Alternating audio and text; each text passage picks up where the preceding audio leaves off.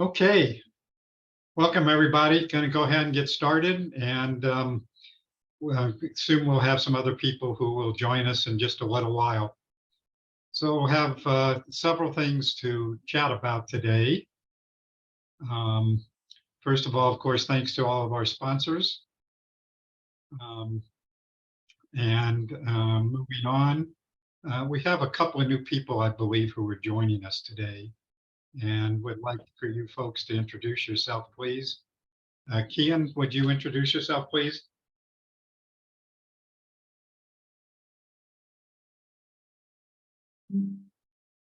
Kian, are you there? You're muted. There you go. There we go. Yes, hi, my name's Keon Montgomery. I'm the Assistant Deputy Director with the Arizona Department of Housing.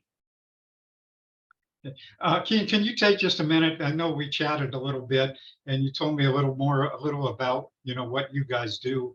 But could you share that with people just a little bit, please?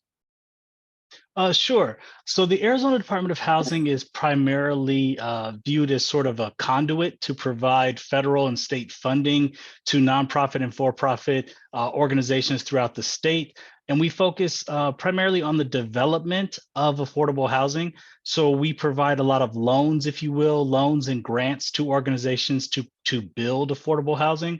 We also fund the development of shelters, shelter housing, transitional housing, and to a certain extent, housing services and services that support being stably housed. And so one of our core focuses right now is to provide funding to house unsheltered individuals, as well as expanding multifamily housing throughout the state. Okay. So Kean and I had a great conversation the other day and was learning more about what they do, and talked about where there might be some intersection, as he pointed out to me, that he is not a direct provider of services, but provides the funding to enable people to build low-income housing. However, he does have connections with a lot of nonprofit organizations around the state. And so we had chatted about possibilities of how we might be able to collaborate with him. And I'm not going to take more time about that today, but we may bring him back and have some more time about that issue. So with that, Lillian, do we know you? Lillian Lee? Hi there. Yeah, my name is Lillian and I am at the Arizona Commerce Authority. I work alongside Cindy Hogan and Karen as a part of our digital equity initiatives. Great, welcome. Yeah, thank you. Glad to have you here today. So moving on, let's just jump into it with some updates. Cindy, you have, I believe, an announcement and maybe an update, please. Cindy, are you there? Cindy, where'd you go? I think she's in the car, so she may be unmuting. Okay. So in the meantime, while we're waiting for Cindy, Karen, you want to give us kind of an update on what's happening with the broadband office, please?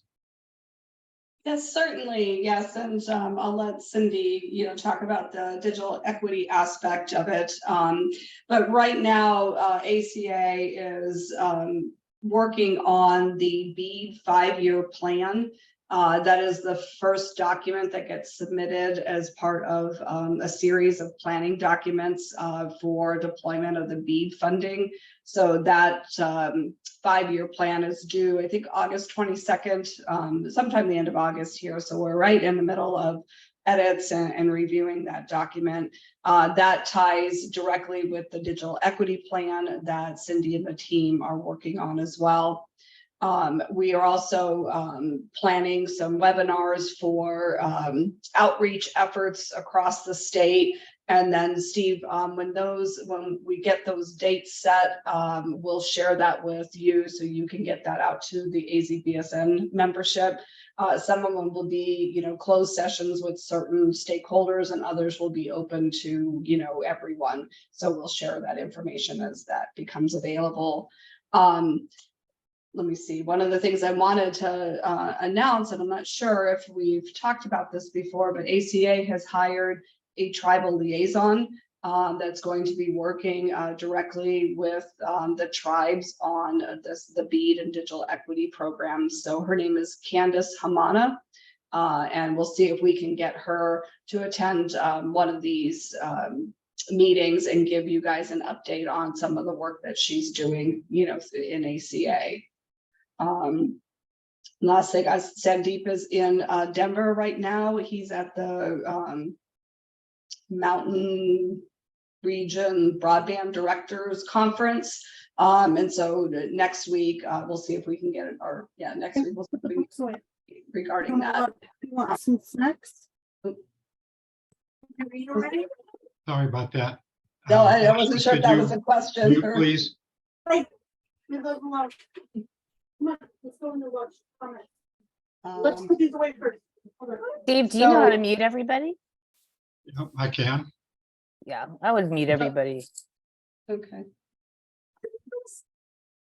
Am I muted or I'm still, okay. You're still good. So, and I guess, we got Cindy on yet? Looks Not like yet. she's here. Yes, Cindy, I'm are you here. Sorry. Okay, so let me just finish off some of the other stuff and then Cindy, I'll hand it off to you. You know, two big things that we're working on as well is the ABDG program, getting those contracts out the door and getting those programs or those projects started up. They're the $100 million that ACA awarded last year, and you know, we're getting ready to kick those projects off, which is really exciting. And then let's see, the second, there was another item I was going to address, but I think I'm going to pass it on to Cindy and let her talk about the digital equity program. Okay, before we get to Cindy, I just wanted to say that I had a great conversation with both Karen and Sandy last week. And we're working on how we can get all these new people that they've hired to come to the task force meetings on occasion, and particularly to introduce them. There's the tribal liaison person, there's the broadband program manager.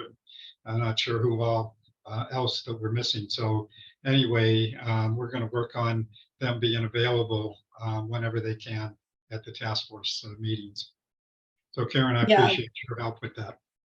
No problem, Steve. Yeah, we're going to try to, you know, attend as many as we can, but at a minimum, have at least one of us attend the call so we can give you an update on what's happening.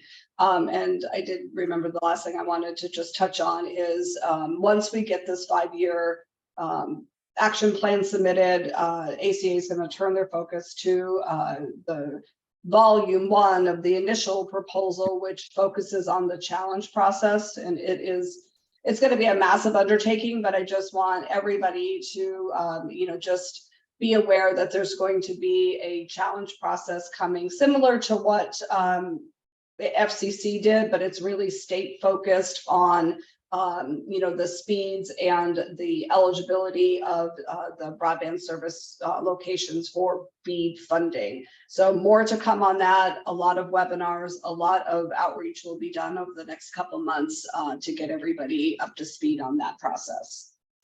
Great, thank you, Karen. So moving on, Cindy, you want to give us an update, please? Yes, sure. I'm Cindy Hogan. I'm the Digital Equity Program Manager for the ACA Broadband Office. And let me just click one button here. Yeah, so I am in Phoenix on my way to Kingman and Parker, Quartzsite, and Yuma. We're wrapping up the listening tours to get stakeholder input, community member and community leader input for the digital equity plan. So this is the last week. We also want to do a push this week to get the survey, the survey request out to community members and community leaders. I'll put that in the chat in a minute here. Yeah, we can take surveys in until August 18th. So we're going to ask everybody to just get them the request out to everybody you can think of. We just need numbers, and we need people giving us the feedback so that we understand the landscape in Arizona. Did Karen talk about the bead side of things? Yes. Okay, all right, real good. So yeah, the digital equity plan is underway. They're prepping to write that. Once they get all the data in, they'll be able to use that to summarize where they feel Arizona is, and start putting pen to paper. And I'm trying to think if there's anything else. Are there any questions? Cindy, how are communities getting the surveys other than through this gathering, or have they gone to schools? Have they gone to churches? Have they gone to community centers? Or is anybody doing door to door, or is it, There has been some door to door. Digital Equity Institute has people on the ground. I think across the state. We've just been sending them to our networks and hoping that our networks are getting them out to community members. Yeah, so I'll put the link in the chat, and we'll go with this group one more time. And if you can all push it out to the people that and the organizations that you work with, that would be a big help. And that was included in my update for this week about the meeting, but it was also included in there. Thank you, Steve. It's really good. Yeah, it's good to just get it in front of everybody one last time. And then I also have another announcement, unless there are any questions. Very quick question on the survey, Cindy. Who is the specific target for that? Is it anybody or anybody? So what we're doing is we're trying to collect data from two sets of people that are, lived experience people, just community members who are trying to get online, and whatever barriers they're confronting, we want to know about them, and we want to know what devices they have, and what use they have, and what speeds they have, and all that kind of detail information. And then we also want to hear from organizations that are trying to do work in the community with people, just to find out what their needs are. Community anchor institutions are one of the places we can spend the dollars. If we want to, if we find out that there are anchor institutions that really need a boost in their service. Got it. And just, I think I remember starting to take it, but just, is it like a 8 to 15 minute commitment? Yes. About how long? Yes. About 15 minutes. Yes. Okay. Yep. Yeah. I got And you have halfway to- through and then I had to go. And I'm like, wow, this is a lot longer than I thought it was going to be. Yeah. And I think it was from the lived experience perspective. I didn't do it from the organizational. So, okay. Yeah. but that's okay. good to know that this is the last week. We'll help you get it out. Yeah. Thank you so much. Excellent. Cindy Mala asks in the chat, what is the last date? I assume the last date you're accepting surveys. Correct. August 18th. Thank you, Cindy. And that means if you're mailing them in, they need to be in well before that so that they get there. Yeah. I know a lot of libraries got the hard copies. So, and with a stamped self-addressed envelope. So we are trying to get to everybody. Okay. Any other questions for Cindy? So Cindy, you have an announcement. I have an announcement. Yes. As of Friday this week, I am leaving my position with the ACA. It's been a real privilege to work with this extraordinary group at this extraordinary time. I wish everyone on that team all the success with the ongoing digital planning for Arizona. I just really miss the grassroots outreach I came up in around Tucson and Pima County, and I'm planning to go back there and seek out opportunities at that level. And I'm very pleased to announce that Lillian Lee will be stepping into the position. Lillian has been a member of the team. She's been the compliance and grants program officer, and she's going to be taking over for me. I think it'll be a wonderful boost to this effort, and I wish her all the best as she becomes the new voice of digital equity for the state. And Lillian is on the call today, so I'd like to have her introduce herself. Yeah, thank you, Cindy. Well, I know some of you here already because I've been working alongside Cindy throughout this process, so I'm not too new to the scene, but I look forward to meeting the rest of you and continuing our work together. I keep telling Cindy she's not going anywhere. I'm still going to be reaching out to her. She's still going to be part of this, so we need to stop with the goodbyes. She's definitely not going anywhere. But yes, I am very excited to be a part of this group, and I look forward to meeting all of you. Great. Lillian wanted to. Welcome. I was I'm just going to sorry. ask Lillian to give a little bit of background on herself because she's got a pretty impressive background, so to share with people. Yeah, no, I'm more than happy to do that. So I actually come from the K-12 education world. I did start out as a teacher once upon a time ago, but eventually I, worked in the nonprofit sector at a refugee resettlement agency in Phoenix, where I supported a school district that had high populations of refugees. And then I was at the ADE for a few years before joining the ACA. And there I just supported school districts with their entitlement funding. And I served as the digital learning specialist for school districts across Arizona. And like Cindy mentioned, starting at the ACA, I was the broadband grants and compliance manager while also supporting Cindy and the rest of the team. Great. Well, welcome, Lillian. And then I want to say a special thanks to Cindy. Thank you, Cindy, for all the great work you did. And obviously, we're going to continue to see you. Any other comments, thoughts?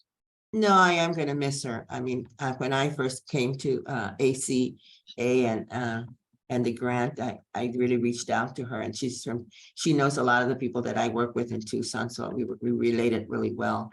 So I am gonna miss her. But yeah, she's not gonna go far. I'm gonna be bugging her. I think she wants to be bugged. Thank you, Petra. Okay, anybody else before we move on? Just wanted to see if Lillian can put her contact information in the chat. Thanks.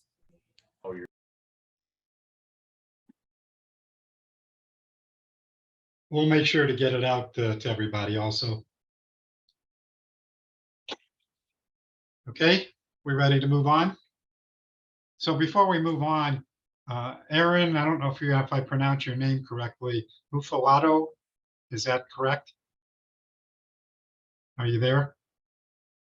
Erin? You were here. Yeah, maybe she's gone. Okay, well, if she comes back, we'll introduce her. So in the meantime, moving on, Nicole, you have any updates that you want to share? I don't know that I have much to add from the broadband office updates. Okay. Thanks. So next on the agenda is change of meeting days and times. And I know you're all tired of hearing me say that. So hopefully this is going to be the last time I'm going to say it. I have been in touch, and I think a number of you suggested I ought to be talking to the folks who have not been attending the meetings, many of whom had been longstanding participants in this task force. So I made a number of phone calls in the last couple of weeks, reaching out to people to get a sense of what we might be doing before I just send out a survey. And based on the discussions and the communication I had with people, there were several things that stepped up. One was afternoons don't seem to work well for people. Secondly, morning would be best, and maybe 8 or 9 o'clock. And so we're looking at probably moving to 8 o'clock in the morning. And part of the reason for that is, besides the fact that it's early and we get our meetings done and people move on with their day, but also, as you know, Karen Ziegler is kind of the key point of contact for the broadband office. And since Karen, I believe you told me you have meetings pretty much at 9 o'clock every day. And so we want to make sure that Karen is going to be available as much as possible. And so we're looking at 8 o'clock meeting. A lot of folks were saying, well, we don't really like Monday. And we had somebody who had a conflicting meeting every Friday. So now we're looking at Tuesday, Wednesday, or Thursday for these meetings. So I'm just curious if anybody has any major issues with any of those days. Yeah, I have a standing meeting on Mondays at 8 o'clock because it's an East Coast meeting. And so it makes it 8 o'clock here and 11 o'clock there. So Wednesday and Thursday would work. Okay, so Tuesday, Wednesday, or Thursday? Yeah, yes. Okay, so anybody else have any conflicting times on those days, Tuesday, Wednesday, Thursday at 8 o'clock? Fortunately, Steve, I have a conflict on Wednesday at 8 o'clock. Sorry. On Wednesday? Well, I have volunteers. So I'm sorry, JT. But Thursday, that was- but Thursday is good for me. Okay. So does anybody have any problems with Thursday? So we're No. looking at Thursday, 8 o'clock. Is that good with everybody? Going once? Going twice? Okay, looks like we have a new day and time. So I will send out meeting announcements. I may not change next week's meeting because I want to give people some advance notice, but we will definitely look at 8 o'clock on Thursday for our meetings. Okay? Great. So next thing on the agenda is the cybersecurity initiative for AZBSN. As you know, we discussed this on several different occasions, and like the meeting date and time, got on it. And so we have two people who have stepped up, and I'm going to let them introduce themselves again real quickly. But JT Legrand and John Haas have offered to take a lead with this.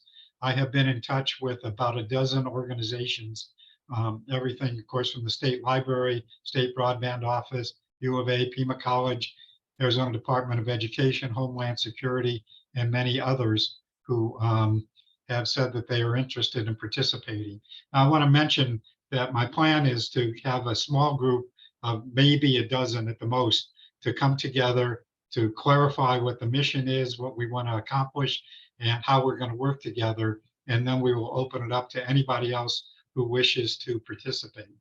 In the meantime, if there's anybody who absolutely says, I gotta be in on the ground floor, please let me know. You can speak up now or let me know. We are not going to be excluding anybody.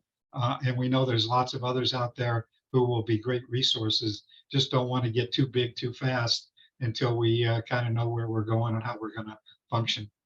So with that, JT and John, do you guys want to introduce yourselves quickly? Sure, I'll go first. My name is John Legrand. John Legrand, or JT, since there's more than one John. I am a former telecom technology broadband executive and pioneer. Did a lot of software development, broadband deployments in the Midwest, including some in the Southwest in Arizona. I am by background mainly a systems engineer. And so I ask a lot of questions about requirements. And so that's what I hope to be able to help offer here is figure out what the requirements are for all the stakeholders and then determine what we do next. So if you're going to participate, you will hear lots of questions from me. That's my thing. I'm out. Great. And he also has a significant background in project management, which is a good thing. So it's really awesome, JT, that you have stepped up. And now, John, on to you. Yep. John Haas came to Arizona to start the cyber intelligence and security degree programs at Embry-Riddle. And prior to that, did a number of different things, an encryption company, a broadband in the form of satellite and cable television. Believe it or not, that was the old-fashioned broadband. Glad to be seeing that we're getting two-way broadband in more and more of the state. And I think that Steve and I spoke about, one of the issues is that many people are not familiar with cybersecurity. They're not even that familiar with devices. And so how do we educate people, since once you connect to broadband, you become a target because now you can be found, especially if you leave your device on and connected, which people have a tendency to do. So there's a whole educational component that I think is something for us to consider. Luckily, we have a lot of groups in Arizona that can help us. And that's my story. Thanks. So, John, you actually reminded me, which I didn't comment on, and I've said this before, so it's not new. But we're in trying to get a focus on what we want to do in cybersecurity. As you know, there are lots of different ways we can go with cybersecurity. And there are also lots of different organizations who are engaged in cybersecurity. Where I think our niche is at this point is to focus on, as John was commenting, that now we're giving people all these devices, we're getting people connected. And I've said this before, so I don't want to belabor it, but now that we're connecting all these people, as many of them who don't even know how to turn on a computer, don't know anything about cybersecurity. So as we're going about signing people up, as we're going about doing digital navigators and all that stuff, that we have to figure out how are we going to deal with the issue of cybersecurity. So I think that that's our niche at this point. That may evolve and people may differ with me, but I don't want to get us too broad, and I don't want us to duplicate with the many other organizations. We have universities, community colleges, and nonprofit organizations who are all doing cybersecurity education to prepare people for cybersecurity in the workforce. And so I really think that we should keep focused, have a fairly narrow focus, so we know exactly where we're heading. And when I say narrow, it's not exactly narrow when you start talking about cybersecurity for seniors and students and low income, on and on and on. It's a huge task. So anyway, that's my thought. Any questions or comments about that? Hearing none. I mean, think it's just, Steve, I mean, it's just couldn't be more timely, right? I mean, just Friday on the 4th was that huge attack that hit 3 agencies and then also took out a bunch of healthcare systems. So it's got that kind of direct tie to both organizational and citizen health, you know? So yeah, I agree with you that it's multi-pronged, and I'm glad to see it as part of now this group because there's a lot of expertise here. Yep. Okay. Any We'll, other? we can offer up to 3 guys. I'm not the cybersecurity expert in the company, but I got 2 more guys that are, more focused in that area. So if there's, if we can help out, we're available. That's awesome. Thanks, Rory. And I'm sure there's lots of others on this call who work with organizations that have expertise. And again, that's not an intent to exclude anybody. It's just to get started that we want to have some focus. Mala, did you want to say something? Yes, Steve. What I thought was, I mean, just because we're discussing the 2,000-foot level, whatever, goals, for what we could think of first is the pilot program, working towards a proposal for the new pilot program that FCC chairperson Rosen Wassel had put up. I mean, the pilot program has not yet been approved and the rulemaking hasn't happened yet, but it's a good time for us to think about what kind of proposal would we like to create. It's not a huge amount of money. It's about $200 million spread over 3 years for schools and libraries. And the goal is to effectively kind of create an effective cybersecurity implementation in these organizations. So I think if we can get together to think about it and how we can train our digital navigators, create a cheat sheet for the community, plan an outreach program to get this to the community, I think we could put up a hopefully a winning proposal. We put up many winning proposals from Arizona. Hopefully we could do something like that. Sounds like a plan, Mala. Thank you. Cool. Any other questions or comments about cybersecurity before we move on? So with that, I want to move on to our presentation or actually discussion today with Mark Goldstein. Of course, you all know Mark. He is president of the, excuse me, President International Research Center and chairman of the Arizona Telecommunications and Information Council. He's on the Arizona Technology Council and God knows what else. And so Mark is charged with working with Sandy in developing the broadband digital equity component of the Arizona Technology Council state federal public policy guide. And so I'm going to turn it over to Mark. He's going to share the thoughts. They got some deadlines coming up. So with that, Mark, can I turn it over to you? Sure. Why don't you drop your screen sharing so I will. I can. Hello, all. Let me bring up the top level. So the Tech Council, I do sit on the board and executive committee and have since I think the mid-90s, back when ATIC and the Software Association, now the Tech Council, were coming up. For I think it's 12 or 13 years now, we've done an annual state and federal public policy guide that's very extensive, 80 pages or so, and is actively supported by an engaged lobbying firm, public policy partners, and has had great success with both the Arizona legislative and executive branches every year across various domains. Let me see if I can advance that. Yeah.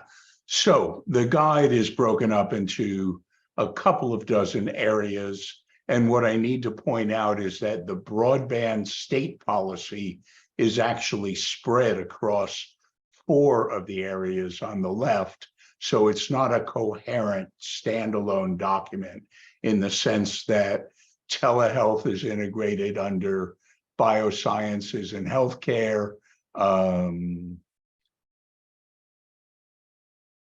The primary broadband infrastructure is under transportation and digital infrastructure. Sun Corridor Network and other university efforts are here under university and higher ed. And then there's a K through 12 educational section. You'll see them all in a few minutes. But on the federal side, it is more of a standalone broadband section that we have. So Intel uses the words tick-tock for major and minor revisions of how their CPUs are made, different generations. And I'd have to say that this guide is, in most years, and I believe this year, incremental. There are years that are major. About 6 years ago, we lost the primary authorship of the federal policy section from CompTIA, a national group, and I had to develop a much more deep and sophisticated federal policy to replace the bit we were getting from them, mostly about spectrum allocation and evolution. Did much more extensive work. And then the state section 2 to 3 years ago with the pandemic was radically transformed then. So just most years are incremental and some years are more dramatic. So we'll see what you think. The draft has been out for a couple of weeks. We've shared it. Sandeep and I met last week on Friday, and I got some feedback from him over the weekend that is integrated to this document. And what we're going to do is, it's 12 pages. It would take 3 hours to just walk through it. So we're only going to focus really on what changed unless we get to a section and you want to stop and talk a little more about it. So the introduction to the primary broadband section does mix in some transportation infrastructure just by the nature of the document. So it's not broadband related, but I have to kind of keep it together for the master editors. Here I've now directly referenced ARPA and CARES funding, which was a little odd last year. So I'm just going to talk through sections. There's really some apple pie and motherhood about emerging technologies and leadership, very high level broadband regulatory reform and support. Now I have posted this markup as a document. You're welcome yet this week. I'll be accepting people's input and seeing what I can do with it probably through this week and the weekend.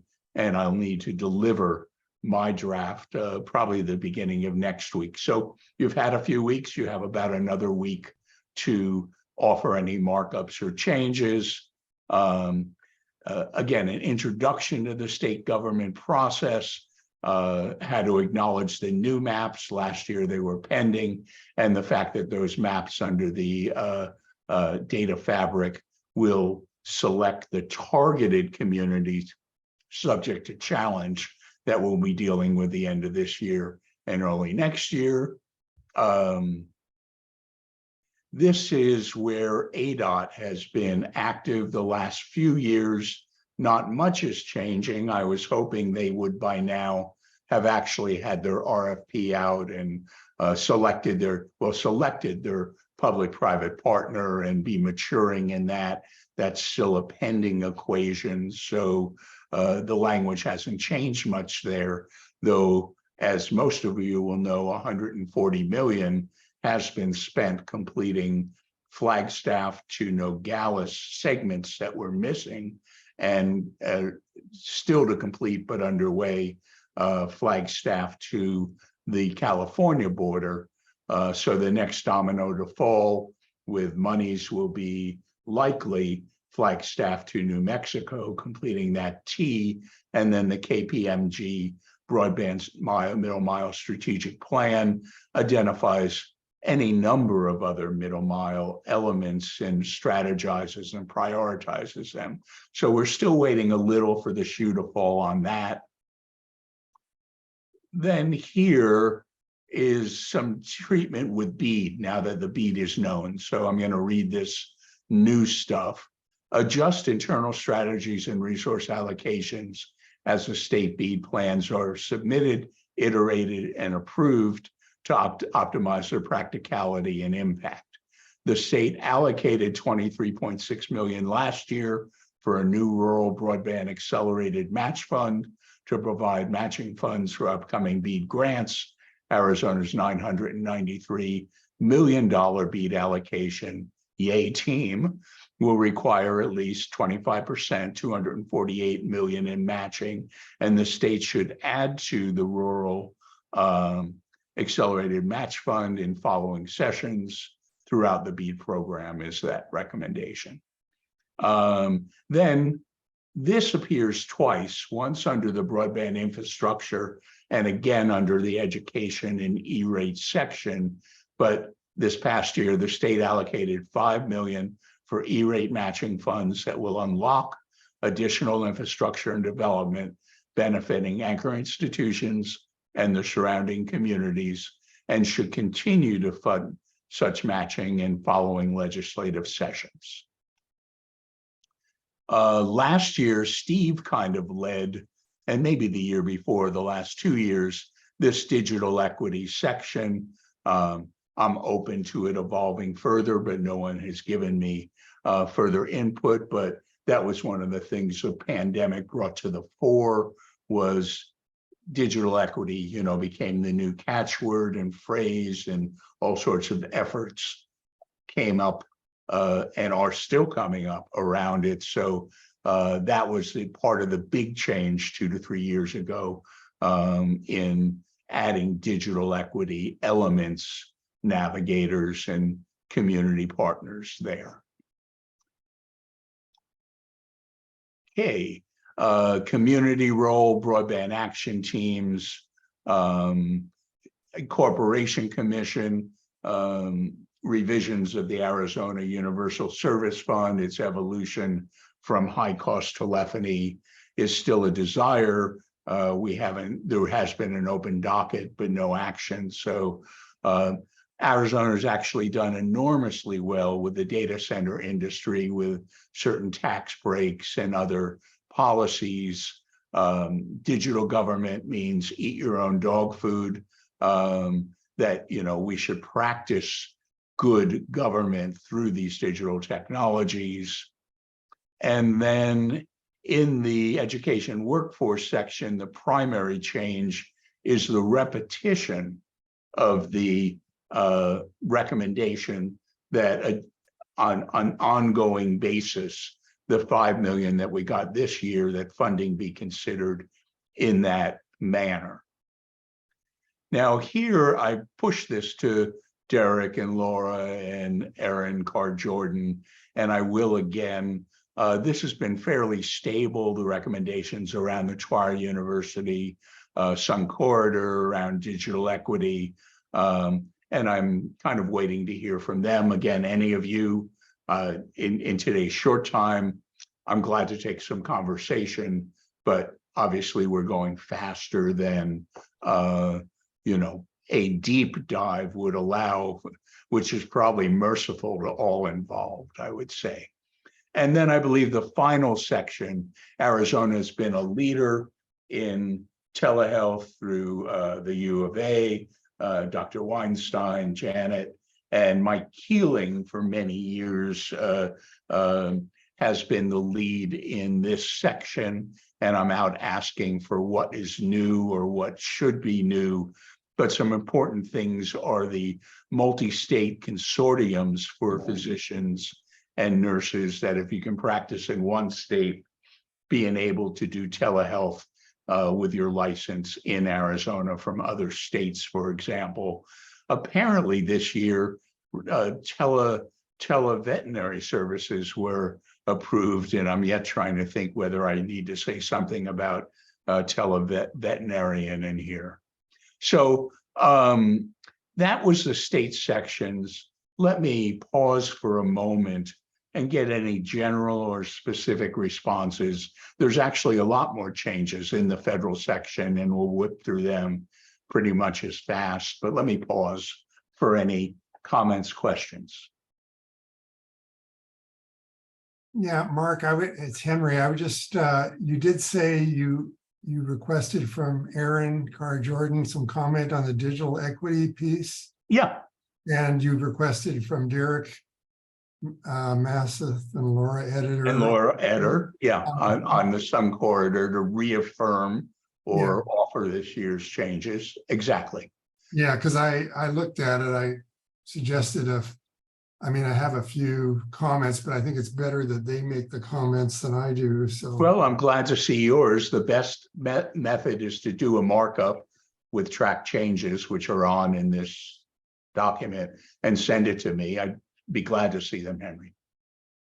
Yeah, well, I can send them to you and copy them if they want to. Sure, absolutely. Yeah. We try to make, there's probably 40 people assigned as authors or co-authors of these sections, all subject matter experts. It's really quite a process that Steve Zylstra and his team run every year to produce this. And it really is of a very high quality, covering a lot of ground, but it's those 40 people that in turn reach out to probably, I reach out to 60, 80 people directly, and then, more team things like this to say, what's new, what have we missed, what would be good going forward that seems practical. So anything else on the state section? Well, Mark, of course, I'll do a complete review and send you my comments, but a couple of things that popped out. And quickly, I haven't had a chance to really review the document yet, but a couple of things that popped out. One was when Derek did his update for us a couple of weeks ago, one of the questions I asked him was, have we ever submitted a legislative request for funding for Sun Corridor? And to my knowledge and his, that has never taken place. So it seems to me as Sun Corridor continues to grow, the two things, one is to do the strategic plan we've talked about before. And secondly, is to think about some kind of a legislative request that will support all the great work that Sun Corridor is doing. If I'm not mistaken, most of the funding for Sun Corridor comes from the universities at this point. ABOR, sure. Yeah. And some grants, Yeah, and So to that point, sorry, Steve, go ahead. well, I was just going to comment, two things I wanted to comment on. To the point about Sun Corridor, it is part of the university since they did not move forward with the 501c3 designation. So any funding, could be done through legislative action, but it really is going to be a budget ask of the universities. If that. Well, however we need to do that, Karen, and that issue also about them becoming a 501c3 is still kind of hanging out there also. Well, I think Derek had presented a couple meetings ago that that issue was really not moving forward at this time. So, like I said, so looking at funding, which I think is a great idea, but I think it's going to have to go through the university's, budgeting, process.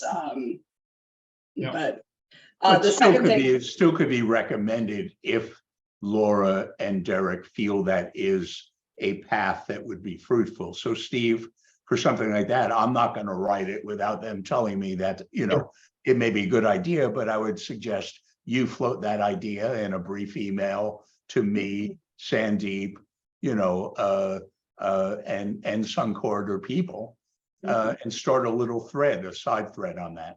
Yeah, well, I've discussed this a couple of times with Derek, but I will confirm with him that we should include something Like that. Absolutely. In that section.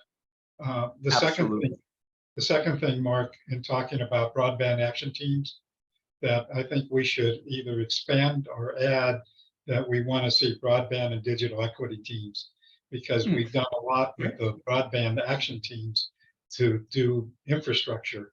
And now it's time to make sure that we develop those teams that also address digital inclusion, whether those are one team or separate teams or whatever, but we need to make sure that that's included, in my opinion.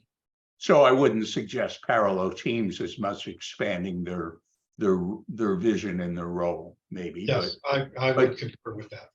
But sure, and you were a big contributor to some of that area and the digital equity before. So please, this is the week. Yeah. So Mark, just to add, so I'd like Lillian and I to have some input on this. Sandeep did send it to me, but they said we have a deadline of for this 5-year plan draft. So I need to get that off of our plate, but then we'll take a look at that and see what kind of feedback we can offer as well. Give me 1 second.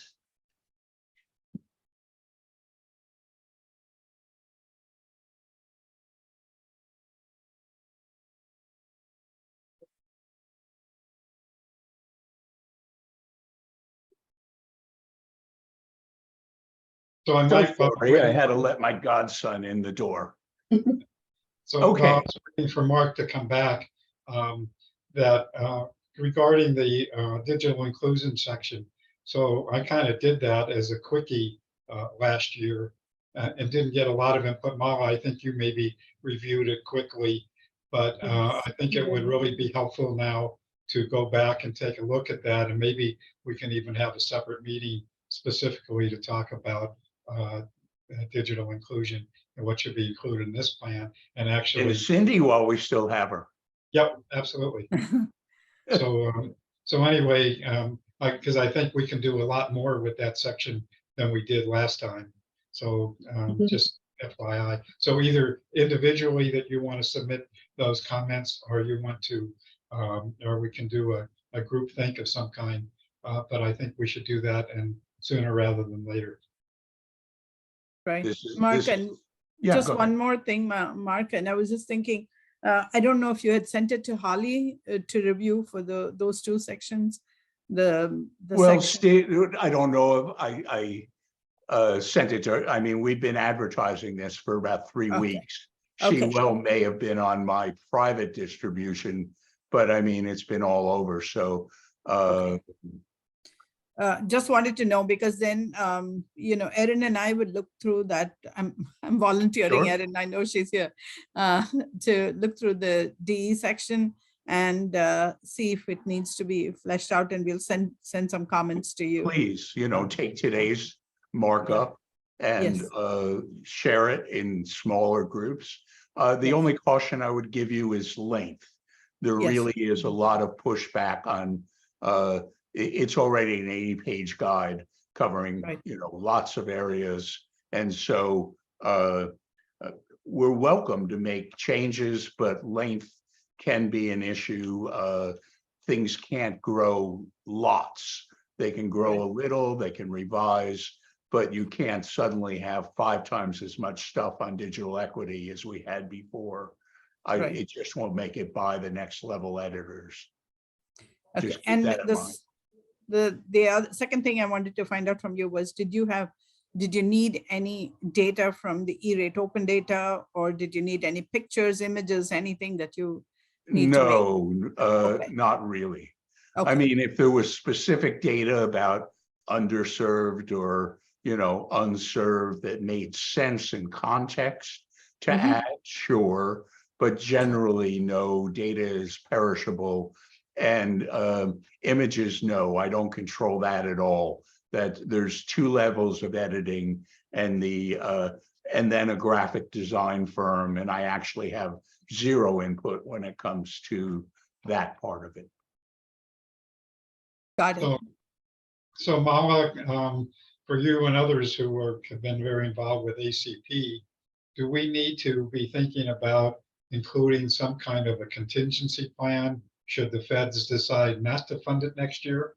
I mean, we're hoping that it will, but anything can happen with our Congress these days. It's going to be funded in some form or the other, with You all the mean like noise. ACP? We're going to get to that in the federal section. Yes. Okay. Okay. We're going to get to that. So now we're in the federal section. Some significant revisions in the mapping section because of the actual transition from the legacy census tract, single household served, to the more modern data fabric. And so that's dealt with in the editing you see in these 2 paragraphs.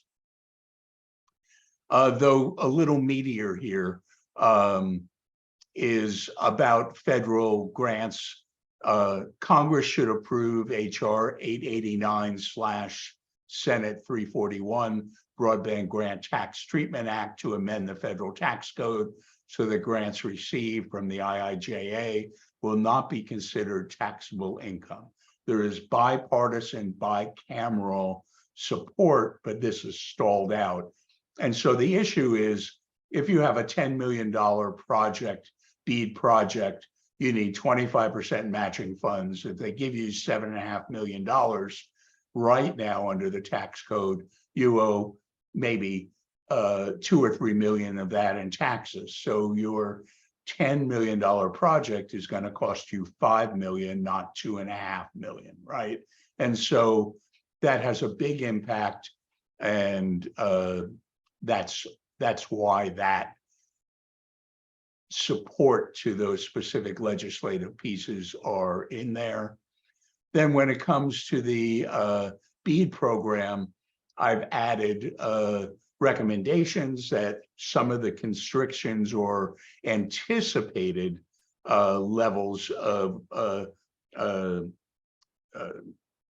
restrictions or demands within either the legislation, but more importantly, the interpretation of it, tend to disadvantage smaller entities, both ISPs, maybe municipalities or regional, and favor the larger ones that can actually deal with the complexity and the specific requirements of the BEAD program. So BEAD rules should be moderated in regards to letters of credit, which many people think should be also acceptable, something called a performance bond, workforce requirements, Build America, Buy America, program income restrictions, that's the use of the income from a program, and other elements that could limit the program's applicability.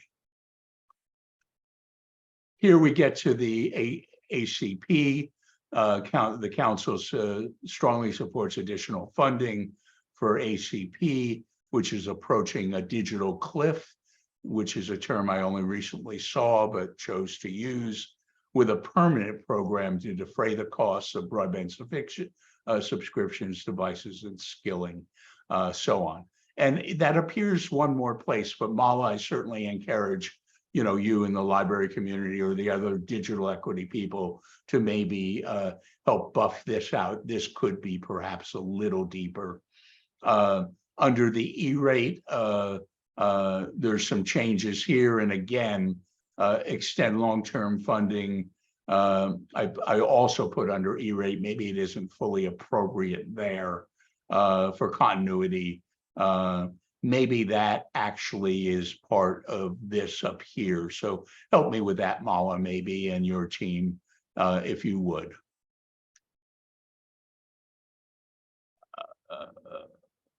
Some other stuff. There's something called the CHIPS Act, which is hundreds of billions of dollars, and some of that goes to wireless advances, especially something called open radio access networks. So in this 5G section that actually Alex Rodriguez has the assignment to review and help me with on an annual basis from Freefall in Tucson, I added language about that. And then the NTIA Middle Mile Grant Program, $1 billion program in which I led to winning awards, was a one-off. But there are two opportunities to fund middle mile in a similar way on the horizon. One is this, a bill called HR 3565. So within the FCC's Spectrum Auction Reauthorization Act is the ability to allocate a percentage of future auction funds to recapitalize the NTIA Middle Mile Grant Program. That's one of two federal opportunities. You'll see another one come up. And here's the other. There's something called the GRID Act that would enable and help fund and spur investment by electric co-ops and electric utilities in the expansion of their fiber and the allocation of their fiber to middle mile on an open access network platform. So that's our quick walkthrough. Mark, can we go back up in that section? Broadband block grants to the states? Which page of the ones I'm looking at here? Right at the top of where your cursor is, or sorry. Here. Oh, sorry, no, the previous page at the bottom. Sure. So I just want to make sure we have our language right for this, right, for this last section or the last sentence in this section. What do you mean by delayed for the delay of funds? What do I mean by that? Only that we waited such a long time for the new data fabric to mature. There were challenges in the procurement of it, and it all took longer than we hoped. One might say longer than it should. So, so I'm only saying, having experienced some delays, we should take whatever action necessary to try to accelerate its progress. Sure. But if you have a better way to say that, I'd love to hear it. I would be careful with the language here, because sure, if we're pointing to IJA, the notice of funding, was set to be announced on or before June 30th, and that did occur. So even though there's certainly a lot of excitement about getting those notices out and getting funds to states as soon as possible, in the statute, there's no delay. That was Okay. all on time. Public opinion differs on, how quickly that process works, but Absolutely, a fair point, well taken. If you want to offer something different, glad to. If not, I now will do something about that myself. Absolutely. Great. So Steve, I'm gonna unshare. We can still talk a bit about it. 10 things showed up in the chat. I don't know if any of them are for me.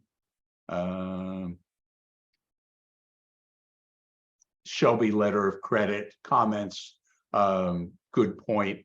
Alana, I've been following closely all sorts of pushback on the letter of credits, and they've been one of those voices.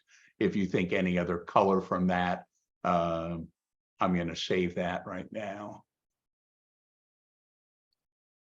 Thank you. That's a good one. Got it. Anything else? I still, again, for this next week, welcome further input.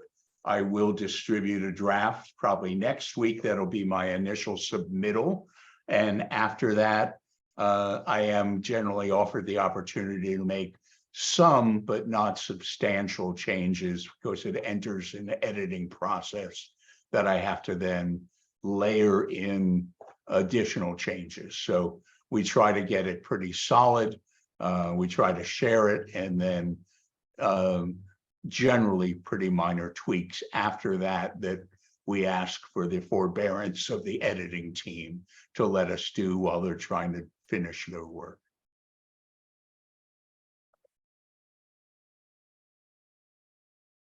Have I worn you out? So It wears me out. So here's No, my it really is a complicated and expansive, and I'm sure I miss things. And so appreciate any and all of you that have observations or thoughts about making it better. So here's what I would like to do, Mark, and to others, is maybe even as early as tomorrow to take the digital equity section and rework it, work it or rework it to give you some really good feedback. I tried to do that last minute last time, got some input from Mala, but there's lots more as the world is, since so much is now happening in the digital equity space. I want to make sure that we capture the thinkings of people here. So I'm going to try and schedule a meeting as early as tomorrow. Cool. For anybody who wants to join in on that call. Thank you. Mark, I do apologize if I missed this when I was transferring from car to computer, but I thought I heard you say that this draft that you were working from was available. Where do we get that? It's the first item in the chat. Maybe I'll post it a second time. Yeah, please. I'm sorry. I lost the chat when I switched devices. Thank you so much. Aaron, it's also in the email that I sent out. Well, no, your email is the unmarked up version from last year. Oh, okay. This is the marked up version I'm about to post. Okay. Thank you. So we need to update that, Mark. Well, yeah, you're welcome to, but it's a work in progress. It's already different with notes I just made from Nicole, and every day it changes. So yeah, you can use today's snapshot in the meeting recap. And there it is again in the, do I have to type a message here? Oh, it's to Mala only. Okay, no, I need to everyone. Here it is. Okay, should have just shown up in the chat.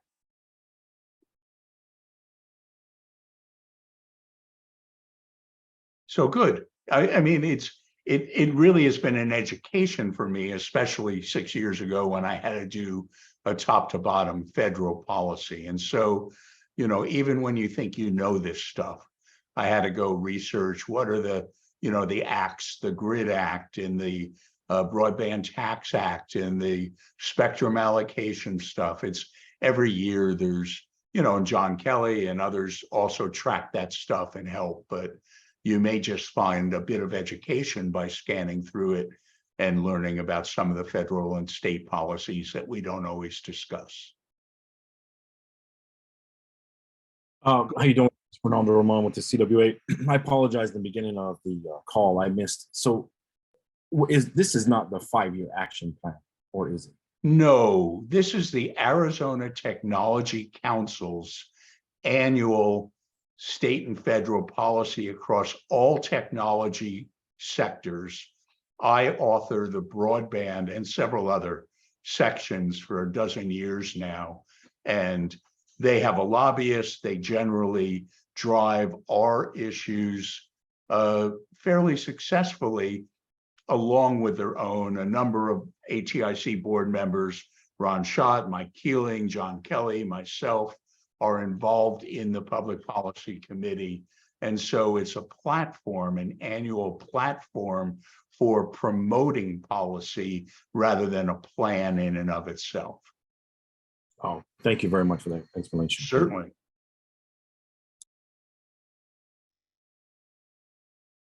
Okay, anything else? All righty. So let's go back and get some updates. Mala, do you have anything that you want to update us today? No, not really. Not really. Okay. Look Aaron? forward to meeting you with the cybersecurity stuff. Yep. Aaron, do you have anything? I know you're busy always. I don't have a lot earth shattering either. We're just, continuing to support all of the different projects and working on expansion of things. I will probably have more soon, but not yet. Okay. Thank you. All righty. Elena, do you have anything you want to share today?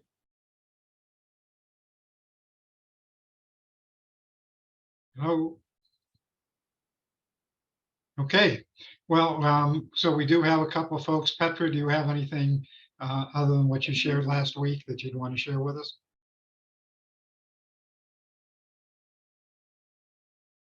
No, we've got Maricopa that wants some help. So the city of Maricopa. Okay. So you don't have anything else for today? No, not go. Okay. Not yet, not right. I saw Nubia here somewhere. Are you still there? Where'd you go? Nope, she may have left. I'm here. Oh, didn't see you. Hi, good afternoon. Sorry, I'm still having issues with the camera.